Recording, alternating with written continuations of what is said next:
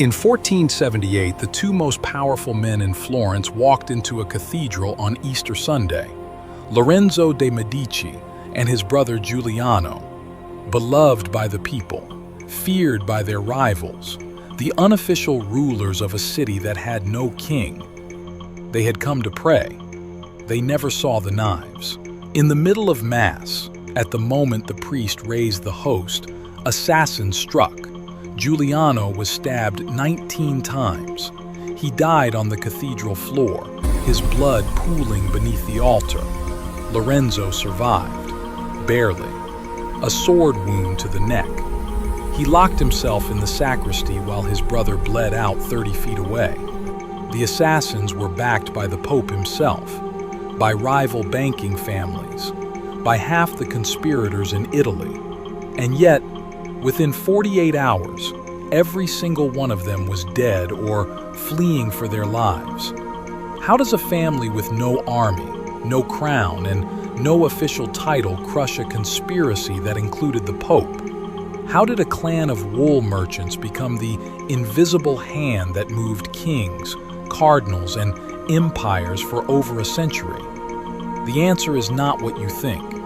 It was not violence. It was not inheritance. It was not even genius, though they had that too. It was something far more dangerous. They understood what power actually is. By the end of this video, you will see the system they built, the web they wove, and the principles that made one family the shadow government of the Renaissance. This is not just history. This is a blueprint. You have seen this pattern before, not in the 15th century, now. The politician who gives the speech, but someone else wrote it, funded it, and will collect on it later. The CEO on the magazine cover, but the board members who actually control the company never give interviews. The decisions that shape your industry, your city, your life, made in rooms that don't appear on any org chart. You have felt the invisible hand. You just couldn't name it. The Medici could, because they were it. For nearly 100 years, this single family controlled Florence without ever holding official office. They decided who became Pope. They funded the artists whose work still defines Western civilization. They crashed economies and raised them again with a signature. And they did it all while maintaining the appearance of being ordinary citizens. That is the game. Not the crown, the hand that places the crown. Why does this matter to you? Because the game has not changed. Only the players have. And the rules the Medici wrote are still the rules. So, let us study the masters. The Medici did not begin as princes. They began as bankers. And not even the biggest bankers, just one family among many in a city full of them. Florence in the early 1400s was the Wall Street of Europe. Florentine banks financed kings, popes, and wars. The gold florin, minted in Florence, was the reserve currency of the medieval world. But banking was dangerous. Lend to the wrong king, and he might decide that default is easier than repayment. Lend to the church, and you risked your soul, because the church officially condemned usury, the lending of money at interest. The early Medici solved both problems. First problem, royal default. Giovanni di Bicci de' Medici, the founder of Medici banking dominance, developed a revolutionary approach. He didn't just lend to kings, he diversified. He spread his loans across dozens of clients in different regions. If one defaulted, the others kept the system alive. But more importantly, he lent to a client no one else had properly cultivated, the Vatican. Second problem, the sin of usury. The church said you couldn't charge interest on loans. Therefore, technically, banking was a sin. The Medici developed creative accounting. They didn't charge interest, they charged fees. They engaged in currency exchange where the profit was hidden in the exchange rate. They made loans that were technically gifts, with the understanding that the gift would be returned with something extra. The Vatican knew exactly what was happening, but the Vatican needed money, and the Medici were discreet, reliable, and very good at not asking uncomfortable questions about where the money went. By the 1410s, the Medici Bank was the official bank of the papacy. Let that sink in. The family that would dominate the Renaissance did not start by conquering territory. They started by becoming indispensable to the most powerful institution in Europe. Giovanni de' Bicci built the fortune. His son, Cosimo, built the empire. But it was an empire unlike anything that came before. Cosimo de' Medici never held a title. Florence was officially a republic. Citizens voted, councils debated, laws were passed through public deliberation. Cosimo understood that controlling the appearance of democracy was far more powerful than abolishing it. Here is how he did it. Mechanism 1. Control the elections without appearing to control them. Florence selected its leaders through a system of sortition. Names were drawn randomly from bags to fill government positions. This was supposed to prevent any one family from dominating. Cosimo simply ensured that the names in the bags were pre-selected by his allies. The system looked random. It was anything but. Mechanism 2. Make everyone owe you. Cosimo spent lavishly on public works, churches, and the arts. He commissioned Brunelleschi to complete the dome of the Florence Cathedral, the engineering marvel of the age. He funded monasteries, hospitals, and libraries. He did not do this out of pure generosity. He did this because every gift created a debt.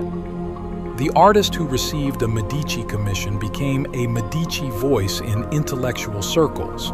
The family whose daughter married well because of a Medici dowry became a Medici vote in the council. The priest whose church was rebuilt with Medici gold became a Medici advocate in the pulpit. Generosity was investment. Mechanism 3. Never take the throne. Cosimo's greatest insight was that visible power attracts enemies. When rivals accused him of tyranny, he could point to his lack of title. "I am merely a private citizen," he would say. "I have no more power than any other Florentine." Everyone knew it was a lie, but the lie was useful. It gave critics nothing concrete to attack. It allowed the Republic's institutions to continue functioning, with Cosimo's hand guiding them from the shadow.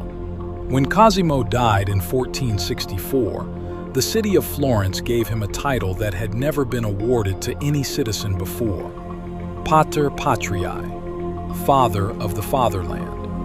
He had ruled for 30 years without ever technically ruling at all. The Medici Bank was not just a bank, it was an intelligence network. In an age before telephones, before telegraphs, before the internet, information moved at the speed of horses and ships. Whoever had information first had an insurmountable advantage.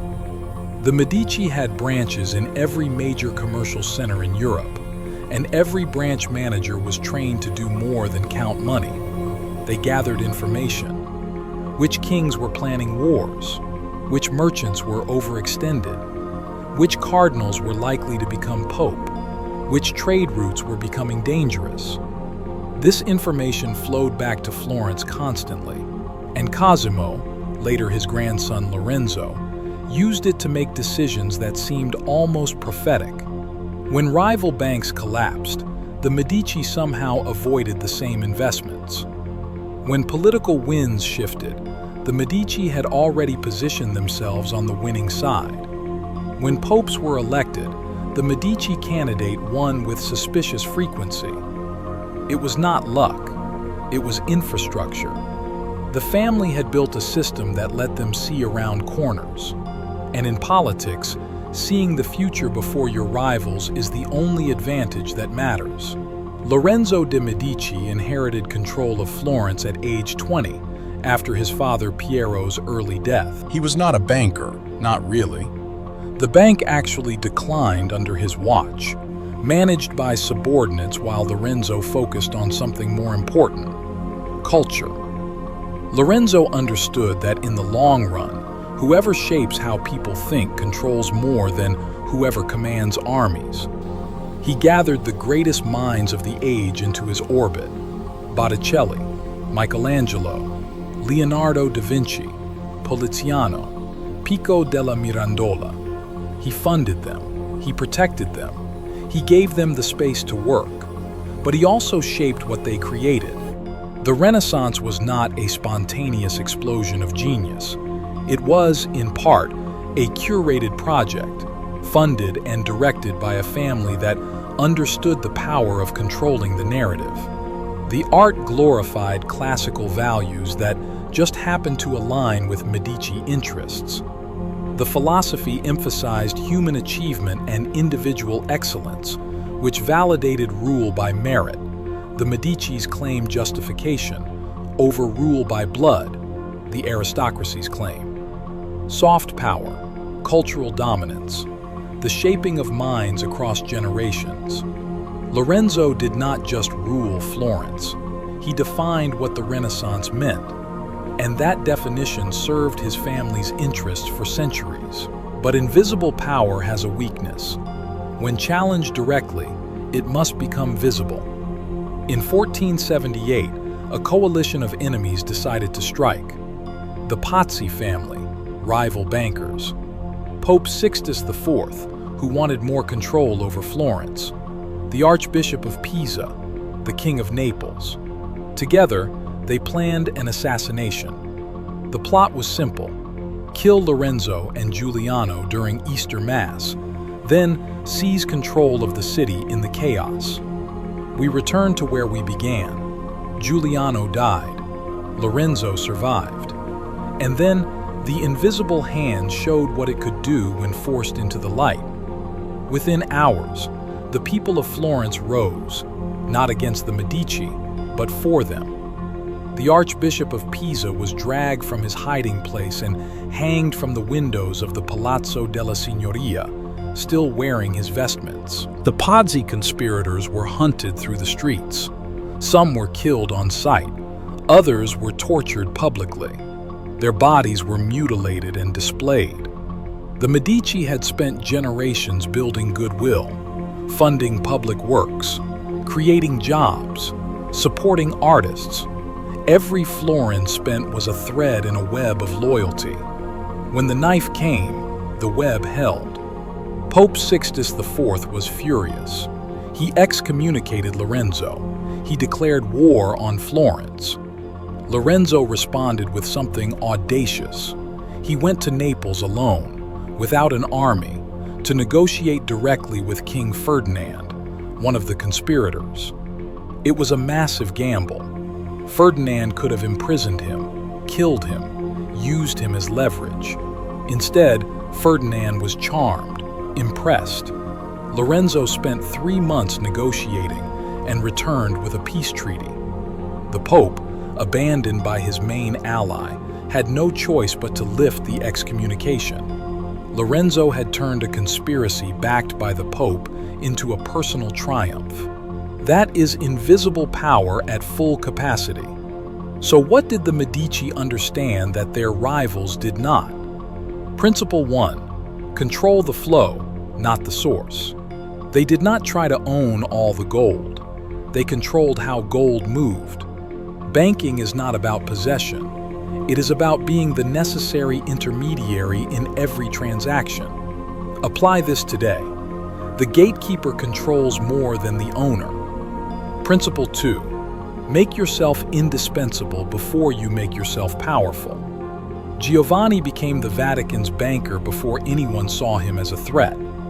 By the time rivals recognized Medici power, they already depended on Medici services. Apply this today. Build dependency before revealing ambition. Principle 3. Never appear to rule. Cosimo understood that visible power attracts coordinated opposition. Invisible influence divides enemies because they cannot agree on what they are fighting. Apply this today. Let others hold the titles. You hold the relationships. Principle 4. Generosity is investment. Every favor, every gift, every commission was a thread in a web of obligation. The Medici did not give to be kind. They gave to bind. Apply this today. Strategic generosity builds leverage that money cannot buy. Principle 5. Control the narrative. Lorenzo funded art that shaped how people understood power, virtue, and excellence. The Renaissance itself was partly a Medici branding exercise. Apply this today. Whoever controls the story controls the future. Principle 6. Build intelligence infrastructure. The bank branches were listening posts. Information was the meta-currency that made all other advantages possible. Apply this today. The organization that sees furthest wins. Invest in knowing before acting. But the Medici were not invincible. After Lorenzo's death in 1492, his son Piero proved catastrophically incompetent. When the French invaded Italy, Piero surrendered Florence's fortresses without a fight, trying to buy peace with concessions that humiliated the city. The same citizens who had defended the Medici against the Pazzi now turned on them. Piero was exiled. The Medici palaces were looted. A fanatical monk named Savonarola seized control and burned the art the Medici had funded in Bonfires of the Vanities. The invisible hand had ruled through consent. It worked because the people of Florence, on balance, preferred Medici influence to the alternatives. When that balance shifted, when the Medici appeared weak and foolish, the consent evaporated overnight. It took the family 18 years to return to power, and when they did, they returned differently, with papal armies, with formal titles, with the trappings of princes rather than citizens. They had learned a bitter lesson. Invisible power requires constant maintenance. The web must be rewoven every generation, and a single weak link can collapse the entire structure. So, what was the invisible hand really? It was not magic. It was not conspiracy in the paranoid sense. It was systems thinking applied to power. The Medici understood something that most people, then and now, refuse to see. The visible structures of power are not where power actually lives. Titles, offices, crowns, these are symptoms of power, not its source. The source is deeper. It is in who owes whom, in who knows what, in who controls the frame through which events are understood. The Medici built infrastructure at each of these levels. They didn't just accumulate wealth, they accumulated leverage. They didn't just make friends, they created dependencies. They didn't just fund art, they shaped reality. And here is the fire at the center of this story. The same game is being played right now. The names have changed, the currency is different, but the principles are identical. Somewhere, in rooms that don't appear in the news, people are deciding which ideas will be funded, which leaders will be supported, which narratives will dominate. They are not kings. They don't need to be. They are the hands that place the crowns. The question is not whether invisible hands exist. The question is whether you can see them. And once you see them, will you build your own? The Medici are gone. But what they built, the methods, the principles, the understanding of how power actually moves, that never died. It passed from hand to hand, evolved, adapted. It is operating now in systems you interact with every day, built by people who studied the same patterns we just traced. Florence was the laboratory. The Renaissance was the proof of concept, and you have just read the manual. Subscribe if you want to see the next pattern. Thrones are visible. The hands that make them are not. Learn to see the hands.